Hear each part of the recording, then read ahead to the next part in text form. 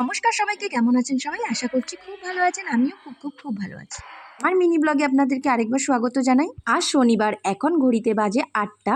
ঘুম থেকে উঠে বাসি কাজ টাজ করে ঠাকুর পুজো দেওয়া হয়ে গেছে আমার। ভাবছি আমি ম্যাট্রেস প্রটেক্টরটা ধুয়ে দেবো। এই জন্য ব্রেকফাস্ট না করেই প্রথমেই এসে পড়েছি ম্যাট্রেস প্রটেক্টরটা খোলার জন্য। প্রটেক্টরটাকে কেচে নেবো, তারপর ব্রেকফাস্ট করবো, কারণ প্রটেক্টরটা না শুকালে হবে না। নিয়ে অঙ্গনবাড়িতে যাবো, আর আগেই ব্রেকফাস্টটা করে নিলাম।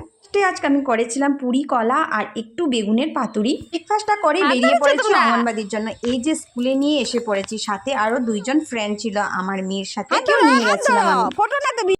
দুপুরে করেছিলাম পটল আলু দিয়ে একটা শুকনা শুকনা করে তরকারি, আর এটা ছিল কাঁঠালের তরকারি। আর আজ আমাদের নিরামিষ, শনিবার যেহেতু, শনিবারে আমরা নিরামিষ খাই।